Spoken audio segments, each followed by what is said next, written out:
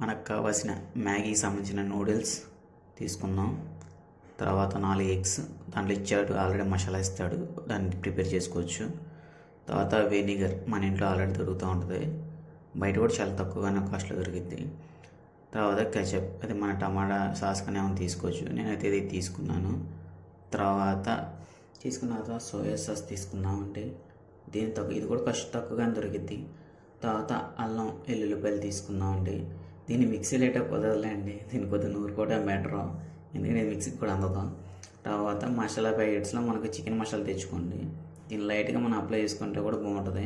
గరం మసాలా కూడా తెచ్చుకుందామండి విడిగా, దీన్ని కూడా తెచ్చుకొని అప్లై చేసుకుని టేస్ట్ బాగానే వస్తుంది. తర్వాత ఒక ప్యాన్ పెట్టుకొని దాంట్లో వాటర్ పోసుకొని లైట్గా సాల్ట్ వేసుకోండి అండి, కొద్దిగా ఉప్పు తగిలేటట్టుగా వాటర్ చెక్ చేసుకోండి ఒకసారి.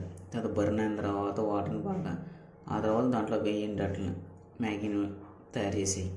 తర్వాత మిక్స్ చేసుకోండి, విడివిడిగా స్ట్రెచ్చర్ వస్తూ ఉంటాయి, అవి తీసుకొని పక్కన పెట్టుకోవాలి. పెట్టుకున్న తర్వాత దార పెట్టాలి. ఇక్కడైనా జాగ్రత్త చేయాలి, ఎందుకంటే ఇది ఎప్పుడైనా సరే వీటిని విడివిడిగా చేయాలి, లేకపోతే ఆరిపోతే ముద్దగా తయారైపోతుంది. అది కొడితే గోడ తగిలి మళ్ళీ మనకి ఎరేవాస వచ్చేటట్టు ఉంటుంది, అలా అయిపోద్ది.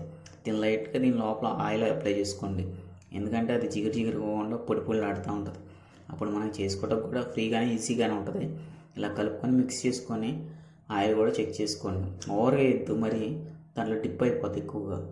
తర్వాత అల్లం వెల్లుల్లి పేస్ట్ మనం నూరుకున్నాం కదా, ఇలా వస్తుంది. మనం ఎంత బాగా నూరలేదండి, కొద్దిగా టీడ్గా నూరాను.